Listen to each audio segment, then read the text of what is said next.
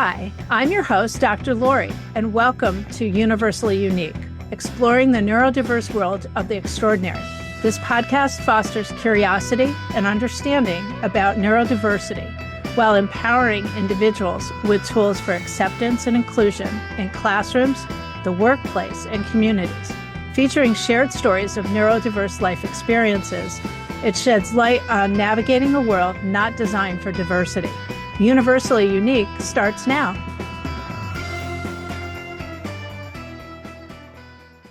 Hi, welcome. I'm Dr. Lori, and today on Universally Unique, I have Daniel Lenois with me.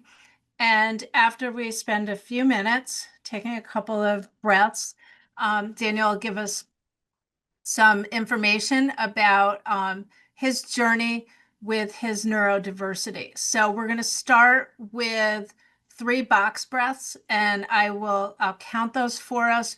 We're going to breathe in for 4, hold for 4, breathe out for 4, hold for 4, and then repeat.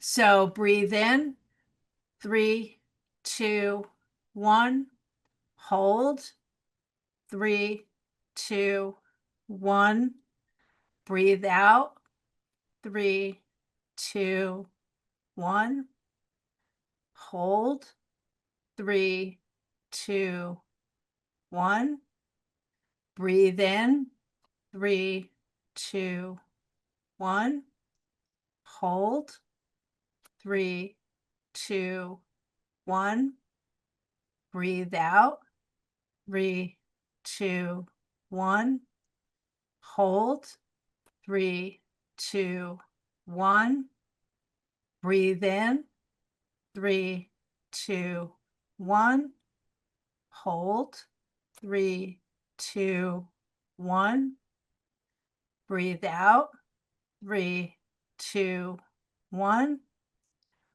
hold, 3, 2, 1, and a good sigh.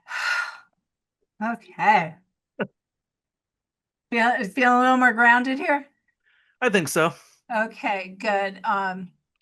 So what I would like to get started with is if you would kind of give us a little bit of an idea of what your journey with autism has been like, maybe a little bit of information about your educational experiences, and then some information about what your life has been like as a what I would still describe as a young adult. But you probably would not appreciate me saying Well, I that. appreciate it more than being called a senior citizen. So, I've got some time ahead of me. All right. Yeah. So when I was first diagnosed, I was 8. There wasn't a lot of available information. There wasn't a lot of information available about autism at the time. We're talking about the early 2000s. I knew that I was different than other kids for far longer than that, since, pretty much, I'd say preschool, kindergarten age. I understood that I couldn't socialize in the same way other kids could. The things that other kids enjoyed and reveled in, I found stressful and somewhat traumatizing. It was not a pleasant experience, and I knew that, but I didn't know why. I didn't know why I was different. I just knew that I was different, and when you don't have any information, it feels like because you're different, there's something wrong with you. Um, and there, and then we're talking about the very late '90s, early 2000s, so there wasn't a lot of information to go off of. I was put in first grade, and from the very start, public school, it just wasn't working out. I came from a very rural community where everyone kind of came from the same background.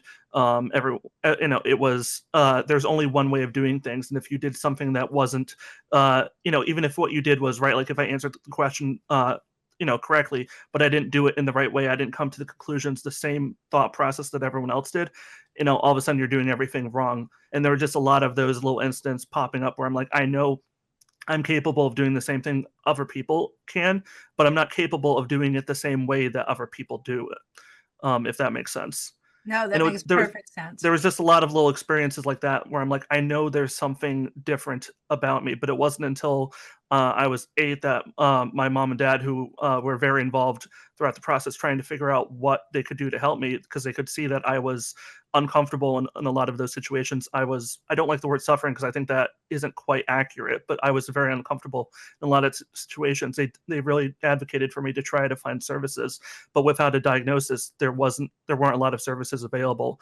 Luckily, they finally were able to get me a diagnosis, because they did kind of suspect that I had what at the time was known as Asperger's syndrome, what is commonly now known as autism spectrum disorder. Um, but very few doctors were familiar with the condition, and so it took a while to find a specialist who had even heard of autism, and was able to diagnose me. From there on out, I eventually was pulled out of the public school system when it became clear that the teachers not only could not help me, but were very disinterested in helping me. There was a strong belief in that community, at least, that special education was only for behavioral kids, or kids that were just too difficult or too stupid to succeed in the system. I'm sorry to use that terminology, but that was the attitude at the time, and my parents were like, "Nope, that is not what Daniel is. We have to find what works best for Daniel." And so they ended up putting me in a homeschooling environment, where we adhere to all the state standards. I've read all the same textbooks. I learned all the same things. Um, Being out of the school environment did not mean I was not educated. I was very well educated. I'd like to think in some areas, my parents encouraged me to pursue, to find a way to, um, within the curriculum, find what interested me, find what I was passionate about, and while ensuring I adhered to all the same curriculum, got to explore who I was. They would take me to a lot of museums, engage in a lot of local history. We would go on field trips. They really tried to make my education as immersive as possible, because I was a hands-on learner. I love to interact with stuff. I love to visualize stuff. And so they tried, within the best of their ability, to cater my education in a way that made sense for me. And I'm very grateful for how they stepped in, right from the start, because without that support, I might have turned out to be a much different person. Yeah, it sounds like, especially given the way that the school system that you were in operated, it sounds like both of your parents were very involved in your Yes. homeschooling. Yeah, no, they would take turns, and they both specialized in different things. My mom was my my ELA and history coach, and my dad would work with me on mathematics at night, because I've never done well with mathematics. I suspect, although I haven't had it confirmed, that I have dyscalculia. I have a lot of difficulty calculating numerical functions. I can understand the theory, but getting into practice, it's the more I focused on the numbers, the less they made sense to me. And so I made a deal with my dad that I would only do my math homework at 9 o'clock at night, specifically at the end of the day. So that way it was the last thing I would have to do before I went to bed. Oh, And okay. I held up my end of it, but I got to enjoy the whole rest of my day free of math. And then the last half hour, it's like, oh God, here comes the math homework. Free of math. But Some that's of the what math teachers I know yeah. would be sad to hear that, but I I mean, no offense understand. to mathematics teachers. It is, but the point is, Yeah. my parents were able to, within their schedules, be flexible in their approach to me, and at that time, I definitely needed it. Well, it also gave you a really rare opportunity to have a lot of time with your family Yeah, in a constructive and positive way. I would suspect that that's made you closer to your yeah, parents than I think so. maybe typical individual might be. So I think that's wonderful. And your dad came to your rescue today. So clearly, Yes, um, I got myself locked out of the house temporarily because I'd brought the wrong key. Uh, yeah, life it's just tricky. throws little problems at you, and it's all about how you resolve it, how you approach it, what mentality. Yeah. So I I'm like, think well, I need help. sometimes, yeah, sometimes those things are things that remind us that we can take some deep breaths and that we can regroup. Always. So, I think the um, world would be a lot happier if we all took some deep breaths before, absolutely. jumping out at the problem. So after you finished all of the requirements for public schools, you took the The general, graduate. I want to say the GED, the general equivalency degree. Yep. I believe. Don't hold me to that. I believe that's how it's said. Yeah, it's a Um, GED. I just couldn't yeah, think of what it GED. was, well, and I think it's, yeah, but setting aside the acronyms, yes, I took it when I turned 18, a little after I turned 18, because in Connecticut, I believe you have to be at least 18 to take it. So I was 18 or 19 when I took it. I passed first time, which I'm very proud of, because it showed my parents really thoroughly prepared me for that. Not only did they walk me through like every grade of public school equivalency, we also did a lot of SAT and GED prep, getting every resource book we could to try to strengthen up my weaknesses, to improve on my strengths and get me as ready as possible. And I took it all in the span of 2 days and waited for the results with anxious anticipation, and then found out I'm good to go. Like, you're good, you Wow. passed. Yeah. I've heard that the GED test is actually quite hard. So Well, yeah, yeah, but I felt ready, and I think well, I don't know. I don't know what I thought at the time, but I feel good that I went in there as prepared as I could have been, and that's in large part thanks to my family helping out. well, and my suspicion too is that part of the reason why you were so well prepared is because you had living, breathing opportunities to use the knowledge that you had to see Mhm. some of those historical sites. To probably, I'm guessing there were probably science experiments and, you know, other things that you did out in the world in a way that worked with your learning style. So it sticks better. Yeah, and I think that mixture of theory and application has really influenced my perspective since, and we'll get into this in a little bit, but it definitely influenced how I approached my undergraduate courses, and certainly my career path since then. I'm very grateful for all those earlier moments. Like, I'll just say this really quickly. um, my mom and I, and my dad as well, between the two of them, we've taken trips to Washington D.C., Pennsylvania. Like, we didn't just I didn't just read about Gettysburg. I went to Gettysburg. I didn't just read about I didn't just read the text of the Constitution of the United States. I got to see it in front of my eyes, like the actual living, breathing document, at the historical museum in Washington. I got to see the Declaration of Independence. I got to see the Liberty Bell. I got to see all these things that we just read about or see in historical photos. And I think being there in that moment, seeing where these battles took place, or seeing where these great works of poetry and fiction, prose, all these, to really immerse myself in the moment, has given me a unique perspective that I think a lot of I hope more people get to experience themselves. Yeah. I had a conversation with somebody this morning when I was getting my coffee, and he was saying, how public school like totally didn't work for him, and how, it's not always the best way to teach because most of the No. time it's really not. And, the way that you had the opportunity to learn, I think, is what we should all we should be striving for, that kind of an education for everybody. Maybe not necessarily that their parents are doing, but that all students have opportunities for more hands-on learning and more experiential things. So since the homeschooling period, you went off to, well, you didn't go off to college, right? You went to No, no. college I down the commuted to street. You college. went Yeah, to yeah. college. I started off taking. I didn't at first know quite what I wanted to do. I had some ideas about what I wanted to do, and my dad was like, "Look, you don't have to know what you want to do, but go out and try something." So I went to Tunxus Community College. I took a few classes there, no more than like 2 or 3 at a time, just kind of get the sense of what being in college was all about. And Mhm. having not been in the K through 12 system for long, I'd missed out on a lot of the rigor, a lot of the academic discipline that was present. So, like, the idea of adhering to specific deadlines, like arbitrary deadlines, having to read a syllabus, having to acquaint myself with the mannerisms of my teacher. Those were things that were new to me that I had to adjust to. I did, but it did take some time. Originally, when I was started at Tunxus, I started as a criminal justice major because it was in my head that I'm like, you know what? I like the law. The law is clear, it's direct, it's literal. And when you have someone who is more literally minded, the idea of being something like a prosecutor or a defense lawyer is appealing, because then also one of the things that my parents might strongly argue if they were here, was that I do have a tendency to be combative when I think I'm in the right about something. And if you're going down the legal path, that is not just a advantage, that's like a necessity to Yeah. believe in yourself. So I went to Tunxus. I took some classes, but when I went there, a lot of the teachers were kind of only pushing students to just become cops, and a lot of the classes were just about, hey, this is how you do this work in a police station.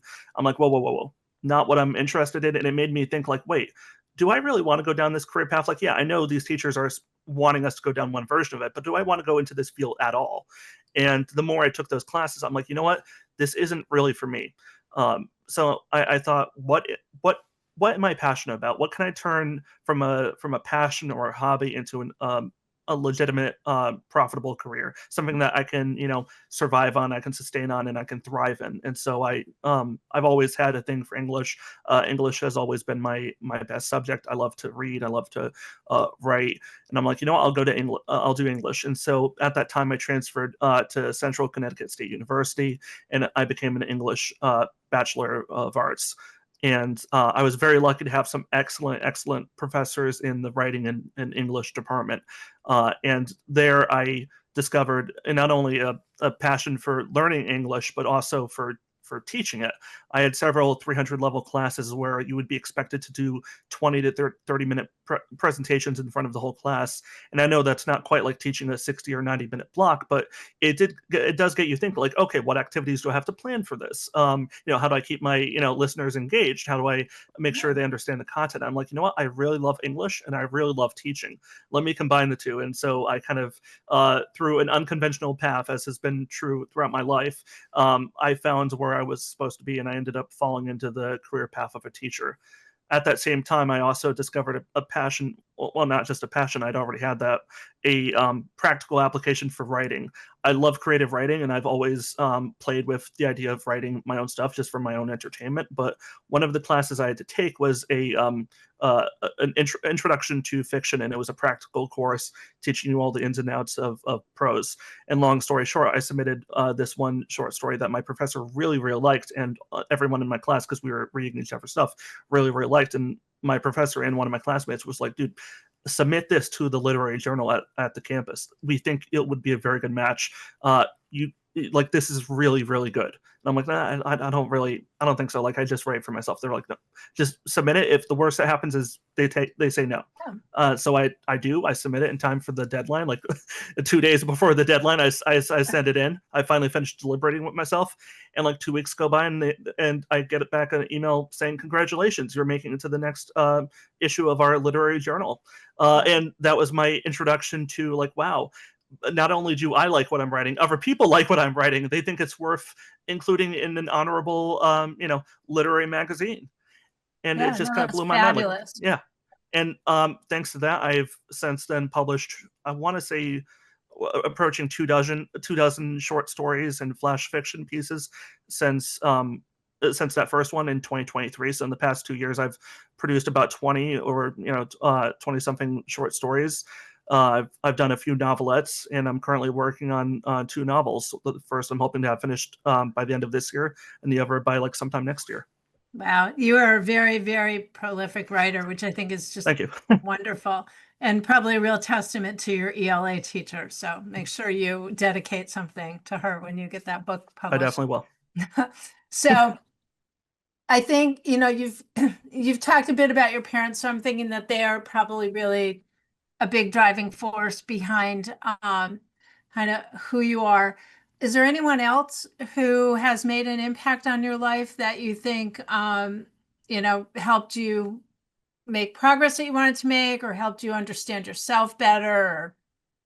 Um, I did have one mentor when I was at Tungus Community College. I won't say his name, but he was my philosophy teacher, and I was going through a very rough period of my life. I was disconnecting from some very toxic relationships. I was kind of in a cult-like environment, and it was not a good headspace to be in. And I was trying to break away, and there was a lot of backlash from that. A lot of people trying to cling on to me, and I was just having to reinvent myself. At a already difficult time, like at the end of adolescence. Yeah. And he was able to step in and both in the class setting and even outside of it, he really stepped up and became a mentor figure to me. I got a lot of valuable life experience from him, and he helped me, refocus on the things that mattered most, cut off the parts of my life that were not productive, that were not healthy, cut away those weeds, and focus on the flowers instead.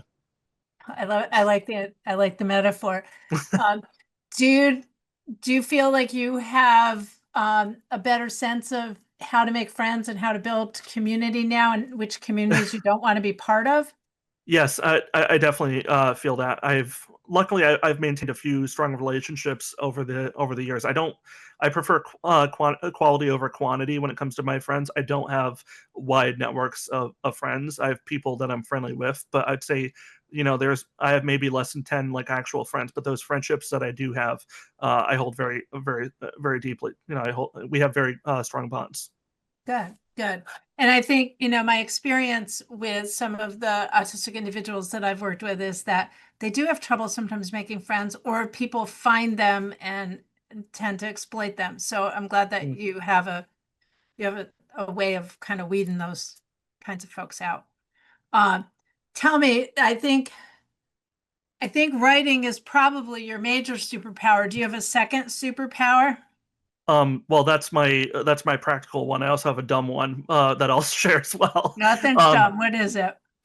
um, I, I have a very visual memory, and like a practical application of that is, if I hear a song on the radio, I will not for the life of me know what the name of the song is, the band who made it, or like what year, or any relevant information, but I will know exactly what movie or TV show I last heard it from, even if I haven't seen the show for like 15 years. I will say that, it is, like if I listen to listen to it on the radio, I'm like, oh, that was in episode, season 4, episode 1 of The Sopranos, which I saw 5 years ago. Wow. Yeah, I mean, I would suspect that some people would put that in the category of a savant skill. Well, I don't consider myself a savant. I think I lack the IQ talent necessary for that. But I like to think I'm at least marginally above average intellect. Oh, I think that you probably are from my own personal experiences in education. So, where is there a place that you feel is really like a safe place and a comfortable place for you? Where do you like to be the most? Well, I mean, I am rather fond of my room since I live in it, but um, I I don't know. Like there aren't. I'm pretty comfortable in a lot of spaces, but when I need to relax, sometimes I need to honestly put on my headphones. I have another pair of headphones I carry around with me. I can handle the noise and the disruption of everyday life. It's not a sensory overload thing for me, but sometimes I just need to disconnect. I need to, kind of go into my own quiet space. I need to, turn on my Audible, listen to an audiobook that I've heard 50 times over, and just, immerse myself in the relaxing nature of the narrator's voice. So, which book have you listened to 50 times? Is there actually one? There's a few. I am forever fond of high fantasy. My dad got me into a high fantasy series called the Belgariad, which is 80s, kind of a niche high fantasy series in the same style as Lord of the Rings or Harry Potter. Oh, okay. I'm very fond of the narrator's voice because it's got a very deep masculine voice, but he does a lot of different character voices and inflections. And I always have a deep admiration for voice actors. I grew up watching a lot of animation, and I've actually been lucky enough to meet some of the voice actors who meant a great deal to me when I was younger. Wow, how So exciting. it's a nice outlet. I wish I had the talent for it, but I can be an appreciator at least. No, and I think you had shared with me when you and I met to kind of get to know each other a little bit that you do an overnight shift at a grocery store and Yep, I do pay my a bills lot for the of time being. you listen to a lot of audiobooks overnight. Yep. While I'm learning how to be a teacher and getting my teaching certification, which I'm hoping to do within the next year, I'm paying my bills working at a grocery store. I know, not the most glorious work, but it pays the bills, and everyone treats me pretty good there. Yeah. Well, I think one of the things that I've always thought is everyone should have to work in a retail job or in some kind of service industry, like in a restaurant or something, Mhm. because you have a deep appreciation for the people who restock the shelves at the grocery store or wherever Mhm. at a later point in time, or you really appreciate the people who are serving your coffee or whatever. And I think people are much more Yeah, no, respectful. community is very important to me. A lot of my earlier jobs have been about serving the community. I worked at a facility working with autistic kids. I worked there for about 5 5-6 years. And it as a counselor, I worked in direct care, and it was very, having other people like me that I could work with, that I could be a positive influence on. And through them, I also did a lot of advocacy work. I've been on public panels. I've spoken at the University of Rhode Island. I've been to like half the high schools in Connecticut. I really feel it's important to be an active member of the community. But that said, I did that for 10 years. I'm enjoying what I like to call a quiet retirement. I'm focusing on my own personal pursuits, but I'm grateful for, all the opportunities I've gotten. And I want to show people that I'm worth it, that I'm not just happy to get those opportunities, but I work for them. Yeah. No, and I think, hearing people speak up is Mm-hmm. really important. And I think, in my own personal opinion, having been part of preparing teachers and administrators for public schools, is that teachers are very influential in a classroom, and the way that I you believe that. carry yourself and the way that you teach your lessons and the way that you treat your students will ultimately be a different form of advocacy. You will be showing people a different side of neurodiversity. And I suspect you will have a number of students who just gravitate right to you because they feel comfortable and they feel community. Mm. There was I know we're running low on time, so I'll just address this really quickly. But one of the questions I don't think we got around to that I do want to answer was about misconceptions. You had a question Okay. Yeah, that you no, sent me yeah, about please answer that. Yeah. misconceptions about people on the spectrum.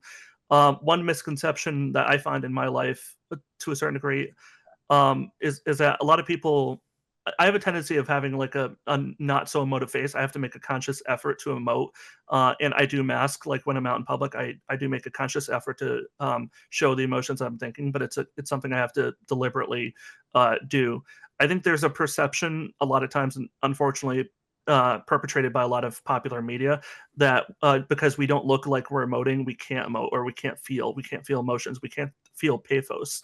And I can say that's absolutely not true. If anything, I just from my own experiences, I think I feel too much, and I have trouble showing that. So I try to make a conscious effort, whether I'm working in a school or any kind of setting, or anytime I'm around people I want to positively influence. I want to show them that I care, and I try to make every active effort to show them, be the representative, be the advocate I wish I had in that same environment. Yeah, wonderful. And I appreciate you jumping in with that, answering that question, because I think you're correct. People have a lot of misconceptions. Folks with autism are affectionate. Autistic people don't, are only thinking about themselves. There's so many misconceptions. So I'm glad that you brought that up. But Daniel, I so much appreciate you coming and visiting with me today, especially after the slightly confusing afternoon that you had getting locked out of the condo. But I'm very grateful for your willingness to come and visit with us. And I hope that you will stay in contact. I'd like to hear how your studies go, and maybe when you get maybe when you get into student teaching or get a little deeper into getting closer to graduation, maybe we'll catch back up and figure out where you are and how things are going. Sounds like a plan. Thank you very much for the All opportunity, right. and have an awesome day. Thank you. And you have an awesome afternoon. You too.